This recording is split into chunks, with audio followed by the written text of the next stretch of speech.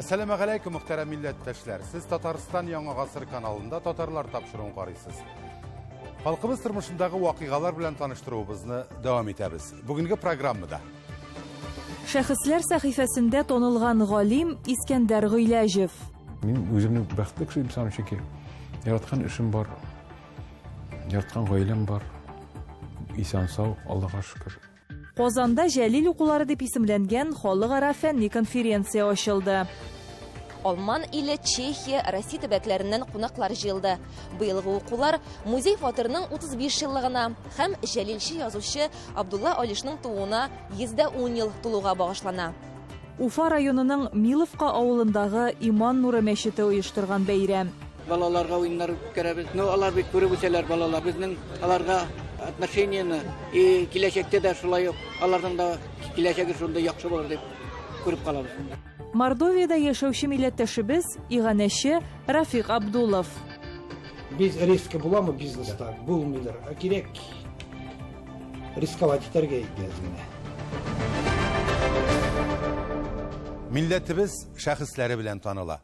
Искәндәр Аяз улы Гыйләҗев, тарихчы галим, фәннәр докторы, профессор, җәмәгать эшлеклесе. Бүген Татарстан Фәннәр академиясының Татар энциклопедиясе һәм төбәкне өйрәнү институты директоры. Җыеп кына әйткәндә, күп кырлы һәм кызыклы шәхес. Шушы көннәрдә ул үзенең 60 яшьлек юбилеен билгеләп үтте. Бүген безнең шәхесләр сәхифәсендә Искәндәр Гыйләҗев.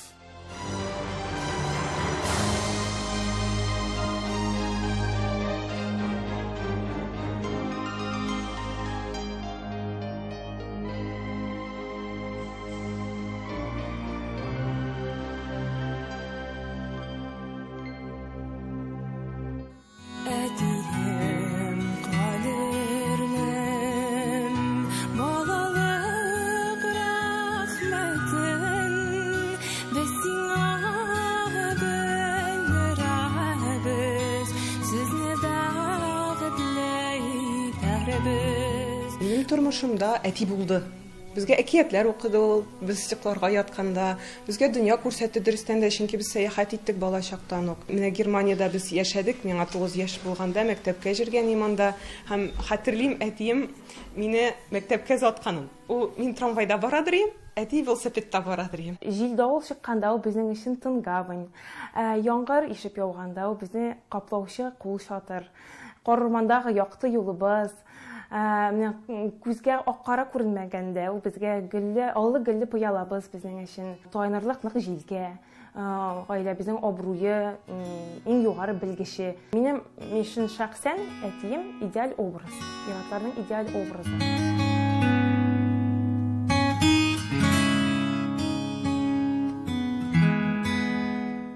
Кунакка еш киләсеңме соң? Юк. Ни? Ширәк. Нишләп алай? Белмим. Әнидән тора башлыйм. Алып килмимме яни? Ул бик ышан хәзер. Бабаеңны яратасыңмы? Әйе, бик нык. О, рәхмәт инде.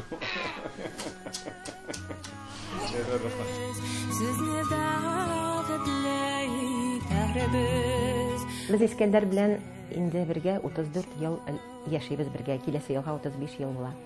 И һәр бер көн өчен Искәндәргә зур рәхмәтлемен. Дөрестән дә менә гаилә тормышы өчен Искәндәр менә дигән кеше. Ул бик зур терәк безнең өчен. Гаилә кешесе буларак, аның тагын бер бик әйбәт сыйфаты бар, белмим, хатын-кыз өчен ул бик мөһимдер. Ул тәмле әйберләр пешерә иттән. Бик ярата ул җирдә казынырга, гөмбә җыярга ярата ул. Әтисе исән булганда, ул бала булганда, әтисе белән бергә урманга йөрергә яраталар ялар. Хәзер дә урманга йөрергә ярата, бөтен хайваннарны, кошларны, үсемлекләрне бик әйбәт белә ул. Менә һәр аныклар белән йөри, аларны да өйрәтә инде. Кешенең бәхете үзе белән, барсы да үз кулында. Гыйләҗевләр гаиләсендә ул атадан балага күчеп киләдер кебек. Чынлыкта бу дөрес тәрбия ата-ана мәхәббәтенең чиксезлеге нәтиҗәсе. Бүгенге сюжет героебыз Искәндәр Гыйләҗев 1958 елның 31 августында Казан шәһәрендә татар язучысы Аяз Гыйләҗев гаиләсендә беренче бала булып дөньяга килә. Киләчәккә яраклы кешеләр тәрбияләсәк иде дигән максатыбыз булгандыр инде. Аяз минем белән яши башлаганчы ук әйтә иде. Минем балаларым чит телләр белергә тиеш, Минем балаларым сау сәламәт буларга тиеш дигән миңа шундый заказ биргән иде. Шулай итеп, мин шул сүзеннән аның гомерем буе менә шул сүз җитте миңа. Аяз Гыйләҗев улы булу авырмы? Җиңел дә, чөнки шундый әти булганда тормыш ничек оешкан, барсы да матур барган, әти гаиләнең терәге булган, бөтенсен матур итеп оештырган безнең тормышта. Икенче яктан ул бик зур җаваплылык та, андый исемгә тапшыру мөмкин түгел, берничек тә ул исемгә һәрвакытта да лаек булырга кирәк. Аяз Гыйләҗев үзенең уллары белән һичшиксез горурланыр иде. Искәндәр әфәнденең дә балалары саф татар телендә аралаша, фикер йөртә, оныкларының теле дә татарча ачылган. Иң мөһиме, үз алдыңа куелган максатларыңны, бу дөньядагы урыныңны белергә, аңларга кирәк ди ул.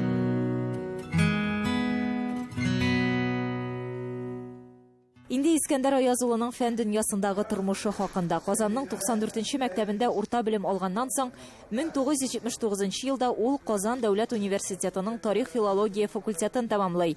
1982-1985 елларда Галимҗан Ибраһимов исемендәге Тел, әдәбият һәм тарих институтында, 1985 елдан Казан дәүләт университетының СССР тарихы кафедрасында ассистент, өлкән укытучы, доцент булып эшли. Мәскәүдә аспирантурада укып, 1983 елны 18-нче йөзнең икенче яртысында Урта Иделдә татар крестьяннары дигән темага кандидатлык диссертациясе яклый. Докторлык диссертациясенә дә шушы теманы алырмын дигән фикердә була ул. Ләкин дөньялар ачылып китә, чит илгә чыгу мөмкинлеге туа. Фәнни оешма белән академик алышынулар системасы нигезендә чит телләрдәге татар тарихына багышланган материалларны өйрәнү дигән тема буенча конкурс аша узып, 1990 елда беренче тапкыр Алманиягә бара. Мин рәхәтләндем. Мин күпме копия ясадым, конспектлар төзедем. Гайс Хакыйның Парижда чыккан 33 елда рус телендәге Идел Урал брошюрасын күргәч, мин таң калган идем. Аның копиясын алып кайттым. Шунда да кызык юнәлеш бит, әйме. Без бит белергә тиеш татар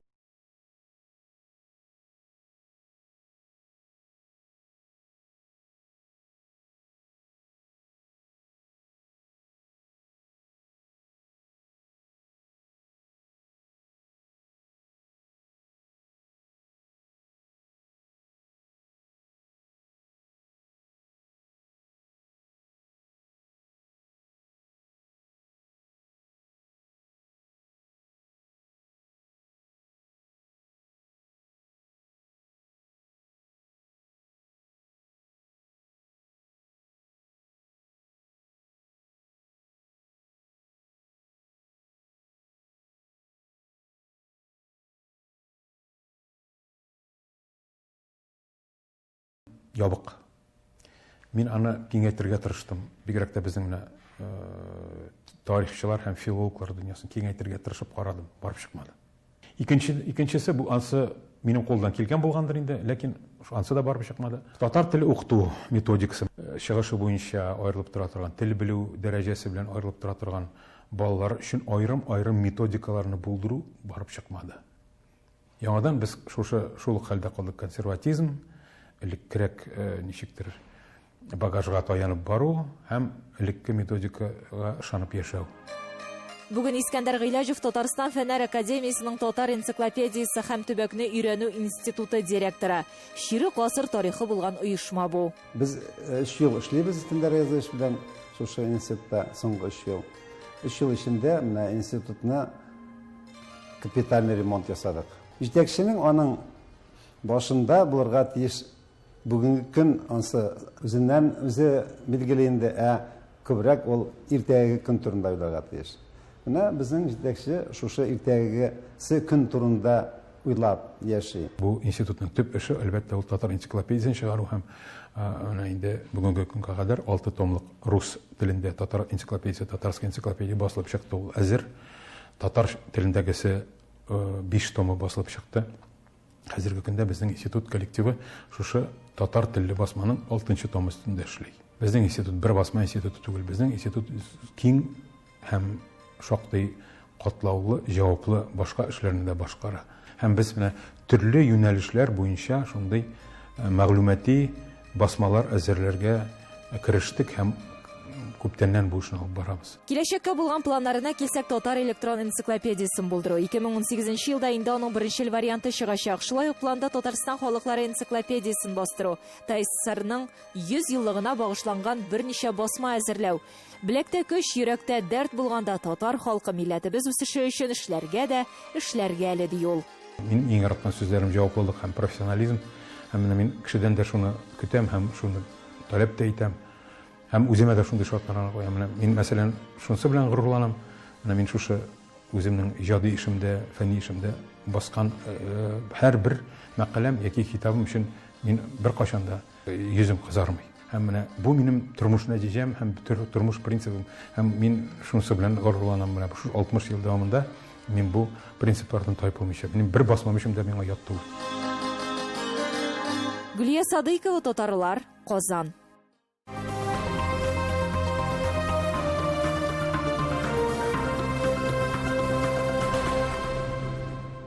Муса Жәлил музей фатирында бүген зур масштаблы чара. Жәлил укулары дип исемләнгән фәнни-гамәли конференция ачылды. Ул 2 көн рәттән дәвам итәчәк. Алман иле, Чехия, Россия төбәкләреннән кунаклар җыелды. Быелгы укулар музей фатирының 35 еллыгына һәм Жәлилче язучы Абдулла Алишның тууына 110 ел тулуга багышлана. Муса Жәлил укулары беренче тапкыр 1960 елларда Казан дәүләт университетында үткәрелә башлый. 1996 елда яңадан торгызылып 2 елга бер уздырылып килә. Бүген әлеге чара матур фәнни традициягә әйләнде. Муса Жәлил һәм аның көрәштәшләренең шәхесләрен өйрәнүне дәвам итәргә зур этәргеч. Шахинур Мустафин шундый истабар язучыларның берсе. Без күп өйрәнсәк тә ачыла бар яңа яклардан талант. Алар бит ачылмаган талантлар мәгънәсендә әле. Алар менә әле кайткан китап дөресрәгә кул язмалар барса табылып үтмәгән, алар кулына үткәннәр. Берлеше кайткан сүз дә юк. Ләкин 14 дәфтәр кайткан дигән сүз йөрит. Алар күп әле киләчәктә үз эзләнүләрен көтә һәм бу әле эш барачак. Киләчәктә дәвамлы бу. Чөнки Батырда минем бер шигыремдә әйткәнчә инде батырлыкның туган көне бар. Үлгән көненә юганың. Батырлыкта яши матурлык, шулар тотып тора илдан дип әйтәсе килә. Менә шуңа күрә алар шундый кешеләр. Алар батырлык һәм матурлык илчеләре. Конференцияда бик күп кызыклы чыгышлар яңгырады. Аны мишәрләрдәге гадәт буенча кыскартып, адиш дип йөрткәннәр. Алман иленнән килгән галимнең чыгышы аеруча зур кызыксыну тудырды. Материаллар таралган күп дип әйтәләр бит инде. Һәм аны Алман хәзер 75 ел ничә күп вакыт үтте, эзләгән кеше юк дип әйтим инде. Аны өчен нәрсә кирәк? A lack of time, a lack of finances. That's why I'm here also. Әлбәттә, бу минем килүнең бер максаты, чөнки biz бу көннәрне сөйләшербез дип уйлыйм. Иң кыйммәтлесе әлбәттә вакыт. As a Turkologist in Magdeburg and as a director of the Institute for Kaukasica, Tatarica and Turkestan Studies, where we since, I guess, 10, 12 years doing researches concerning Musa Жәлил. 4 years before, I was a lucky man and discovered the old shellac disc. Жәлил укулары гадәттә февраль аенда узса, быел сентябрь аена күчерелгән. 15 сентябрьдә Абдулла Алишның тууына 110 ел тулды. Конференцияда Абдулла Алишның туганнары да бар, аларның берсе Гөлшат апа. Сын кешеве хәзер аңа да сезне бирегәле. Гөлшат апа, менә бүген сезнең күңелдә нинди хисләр шушы көндә? Бүген бит инде Алиш абыебызның 110 еллыгы. Менә аны бик юксынабыз. Музейна да барабыз. Торган җире менә сугышка киткән җире, аның Дзержинский урамы 18-19 Кавинежми почмагында яшәделәр. Әле ул бүлмә бик начар хәлдә инде. Анда реставрация булырга тиеш. Алиш кебек кеше булмас. Ул чебен үтерергә дә кызганадыр иде. Барыгыз чыгып китегез дия торган иде дип. Ул балаларны бик яраткан инде. Чарага килгән һәркем мемориаль музей фатирга да керми калмый. Менә без сезнең белән Жәлил яшәгән фатирда, заманында ул коммуналь фатир булган, алар бар тик 2 генә бүлмәдә яшәгәннәр. Бүлмәләрнең берсе Жәлилнең эш бүлмәсе, икенчесен алар үзләре торак бүлмә дип атап йөргәннәр. Нәкъ менә шушы торак бүлмәдә Жәлилнең 35 ел буе тамашачыларыбыз эчтәлеге белән таныша алмаган фотоальбом саклана. Ул өстәл өстендә ята. Муса Җәлил үз куллары белән туплаган гаилә альбомы. Тамашачылар моңарчы аның эштәлеге белән таныша алмаган. Музей фатирының 35 еллыгына үзенчәлекле бүләк итеп зур хезмәт башкарганнар. Альбомдагы барлык фотолар да электрон форматка күчерелгән. Музей хезмәткәрләрен борчыган мәсьәләләр дә юк түгел. Муса Җәлилнең кызганычка каршы архивы безнең шәһәребездә дә бер генә урында сакланмый. Бу Галимҗан Ибраһимов исемендәге Тел, әдәбият һәм сәнгать институтында архив бар. Әлбәттә инде архивный управлениедә республикабызның һәм безнең музейның фонды, Милли музейның фонды. Менә бер шәһәр булса да 3 урында саклануы үзе дә ниндидер бер проблема туды. Конференцияда шулай ук Россия төбәкләрендәге әдәбият проблемалары, мемориаль музейларның үсеше һәм башка мәсьәләләр күтәреләчәк. Ләйсин Хаҗиева, Татарлар, Казан. Хөрмәтле тамашачылар, сез Татарстан Яңа гасыр каналында Татарлар тапшыруын карыйсыз. Программабызның икенче өлешендә. Уфа районының Миловка авылындагы Иман нуры мәчете оештырган бәйрәм. Балаларга уеннар үткәрәбез. Алар бит күреп үсәләр балалар. Безнең аларга отношениене киләчәктә дә шулай ук аларның да киләчәге шунда яхшы булыр дип күреп калабыз. Мордовиядә яшәүче милләттәшебез Иганәче Рафик Абдулов. Без риска буламы бизнеста? Булмыйдыр. Кирәк рисковать итәргә ләзим. Бу бәйрәм бер юлы берничә чараны берләштерә. Балалар сабан туйыда, кечкенәләр һәм үсмерләр арасында Коръәнне сәнгатьле сөйләүчеләр конкурслары оештырыла. Корбанлык маллар чалынып, берничә мең кешегә табыннар да әзерләнә. Сүзебез Башкортстанның Уфа районы Миловка авылындагы дини һәм милли бәйрәм турында. Соңгы елларда биредәге Иман нуры мәчете тырышлыгы белән даими оештырылучы тантана быел да киң колачлы үтте. Теманың дәвамы үз хәбәрчеләребез видео язмасында. Бәйрәм чаралары иртәнге якта ук башланып китте. Һәр елдагыча тантанага күрше тирә районнардан да, Уфадан да бик күп кунаклар килгән. Иң тәүдә бергәләп намаз укыдылар. Төрле тарафлардан килгән дин әһелләре бәйрәмнең мөһимлегенә басым ясый. Пәйгамбәр саллаллаһу алейһи ва сәлләм Құранға бізде өйрәткән битендә һәм әйткән хадисе барды. Хайрукум ман тәгаллама ал-Qur'ан ва аллама. Шуны һәм ата-әсәләр балаларын өйрәткәннәр, шундай матур гаиләләр безгә килгән. Алхамдулиллах. Балалары сәхнәгә сыгып матур итеп Qur'ан укыдылар. Алхамдулиллах. Байрамыбыз матур. Шөкер менә кемдер шуны оештыргандар. Миловка авылында күпчелек халыкны татарлар тәшкил итә. Шуңа да дини һәм милли бәйрәмнәр оештыруга зур әһәмият бирелә. Җирле хакимияттә мондый чараларны уздыруга үз өлешен кертә. Халыкларны җыеп, менә бер-беребез белән шулай әңгәмәләшеп, бер-беребезне якынайтып, балалар шулай күреп үсәләр барсыда. Нинди элемтәдә икәнен, зурларның нинди тәртип икәнен халык арасында бер-берсе белән. Менә шул әйтәсем килә инде, иманны якынайту, халыкны якынайту дигән сүз. Халыкка тәртип кертү. Әлеге бәйрәм милли рухны күтәрү өчен иң кулай чараларның берсе. Балалар ана телендә иркен сөйләшсен. Татарның милли һәм дини бәйрәмнәрен белеп үссен дигән максат куела. Һәр ата-ина үзенең баласын үзенең туган телендә өйрәтергә тиеш. Семьяда тәрбияләргә тиеш. Мәктәптә укыту тоже кирәк. Тел өчен ата-ина һәм өйдәге олы кешеләр җаваплылар. Бәйрәм төп ике өлештән тора. Аның берсе балалар сабан туйы булса, икенчесе кечкенәләр һәм үсмерләр арасында Коръән аятларын сөйләү конкурсы. Ихдина сиратал мустақим, сиратал лазина ан'амта алейхим, гайрил магдуби алейхим валад-даллин. Амин. Коръәннән өзекләрне сәнгатьле һәм дөрес итеп сөйләүчеләр арасындагы бәйге бик күп талантлы балаларны ачыклый. Төп җиңүчеләр генә түгел, барлык катнашучылар да истәлекле бүләкләр алып сөенә.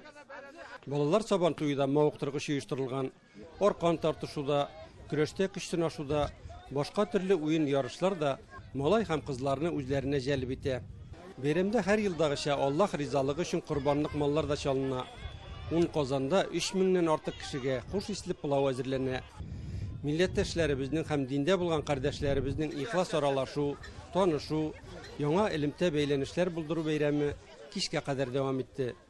Фәнис Фәтхи, Татарлар, Башкортстан, Уфа районы. Милләтебезнең эшлекле ул кызларын яктыртуны дәвам итәбез. Алар күпләргә үрнәк. Юлыбыз Мордовия Республикасына. Ул озак еллар буена балалар йортларына, ветераннар интернатларына, мәктәп һәм мәчетләргә ярдәм итә. Сүзебез Мордовияда яшәп гомер итүче эшмәкәр һәм танылган иганәче Рафик Абдулов турында бара. Моннан 10 ел элек ул җитәкләгән фабрикада 18 кеше эшләгән булса, бүген аларның саны 100-гә җиткән. Шушы көннәрдә генә тагын бер цех эшли башлаячак. Республика һәм район җитәкчеләре катнашкан бәйрәмдә безнең хәбәрчеләребез дә бар иде.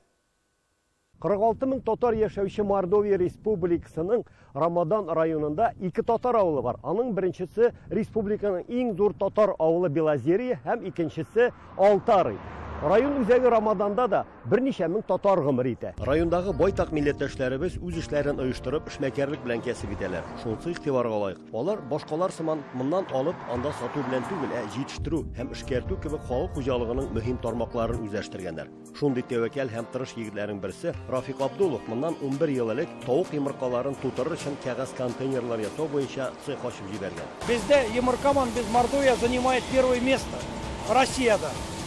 Тара кирәк, прямо из других городов, үнгә городlardan китерделәр бик күп. Милләтем ни үнгә городlardan ташырга, монда инде бар иде возможность ташалды. Астекта, эшли башладык та, интересно появился булды. Башта 18 кеше иде, 20 кеше иде, аннан 48 кеше иде. Хәзер тагы яңадан 50 кеше алдым эшкә. Моннан 11 ел элек үз эшен башлап җибәргән Рафик ул чакта ярыйсы гына акча эшләп аякка бассам, мохтаҗларга, мәктәп мәчетләргә булышыр идем дип беренче ниятендә әйтеп куя. Һәм сүзендә тора да. Ул бүген районда гына түгел, республика кысаларында узучы чараларга да ярдәм итүче эшмәкәрләрнең берсе. Бар ниләр, детдомнар, бар ни Аланнар, анасыз, атасызлар, всегда без аларга помогать итәбез. Вот школга 1 сентябрьгә готовить иттек. Ниләрне школьникларга, кечкенәләргә. Аннан барадыр безнеке мәчетләр, корбаннар чалулар, ифтарлар уздырабыз, җыелып, сабантуйлар уздырабыз безнеке. Мин бер нинди нидән мероприятиен калмыйбыз инде. Бирәбез, күпме возможностебыз бар. Аллаһ Тәала бирә, ким без күп бирәбез, ул Аллаһ Тәала безгә шуны Езмәттәбә кайтарып бирә. Күп милләтле республикада яшәгәнлектән Рафик татар чараларына түгел, райондагы башка милләтләргә дә ярдәм итә, һәр төрле социаль акцияләрдә дә катнаша. Он предложил свою помощь, свои услуги, в первую очередь по благоустройству парка, по благоустройству поселка.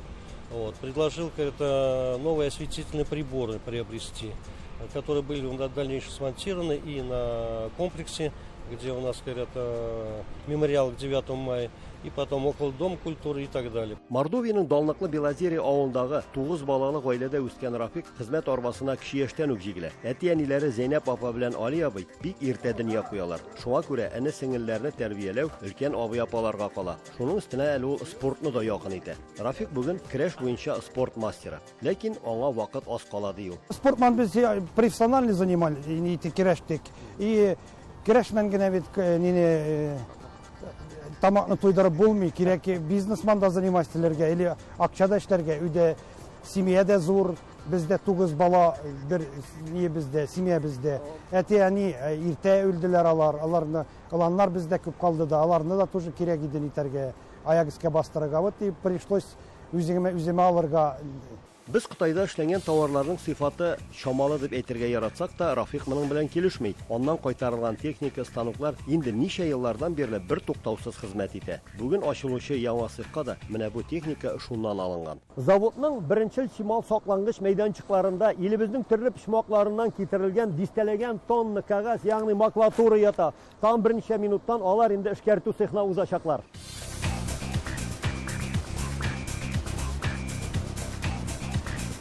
Моннан 10 минут элек кенә әле кирәкми торган кәгазь булып киреп киткән шимал инде менә шушы 30 метрлы пичләр аша узып, 10 минуттан менә шушындай әзер продукция барлыкка килә. Фабрикада эш тәүлек буе эш сменада оештырылган. Конвейерда эшләүче кызларның кулына күз иярми. 2 көн эшлибез, көндезгә төнгә, аннан 2 көн ял итәбез. 12 сәгать эшлибез. Тоймыйбыз да 12 сәгать икәнлегендә. Бик шатланып киләбез эшкә. Без беренче көндән үк эшлибез инде. 10 ел, 11 елга китте. Biz эшлибез бик күптәннән и яратып эшебезне эшлибез. Зарплат бирәләр 2 раз айда. Вакытында бирәләр. Без задержек. Так что без не жалуемся. Кызларыбыз һәммәбез яхшылар, начальники не обижают. Бик безгә ошый. Европакта эшләүчеләрнең байтагы якын тирәдәге авыллардан килеп эшлиләр. Рафик Саттаров моннан 8 ел элек шактый гына акчалы таксист эшен ташлап монда урнашкан. Килгәнемә үкенмим ди. Таксист акчаны күбрәк эшләмиме? Юк, таксистта күбрәк акчаны эшләмәдем. Монда әлхәмдүлилләһ акчамны яхшы түлиләр. Эшеңнән зависит. Үзең күпме эшләдең, шуны аласың. Сер түгел, моннан 11 ел элек буш кырларда, ташландык биналарда яңа цехлар төзеп, эш башлап җибәрү җиңел булмагандыр. Ләкин Рафик тәвәккәллек итәргә яратучылардан шул. Акчаны көп вкладывать иттек, вдруг булмаса, ну инде ничек әйтергә, без риски буламы бизнеста? Булмыйдыр. Кирәк рисковать итәргә инде әзгенә. Ансыз буламысың. Инде бизнеста всегда риск бар. Әйе, бу дөньяда бар тик кыюлар һәм тәвәккәлләр генә куйган максатларына ирешеп бәйрәм итә ала шул. Бу әби-бабайлардан калган тормыш кагыйдәсе. Мордовиядан Рамис Сафин, татарлар.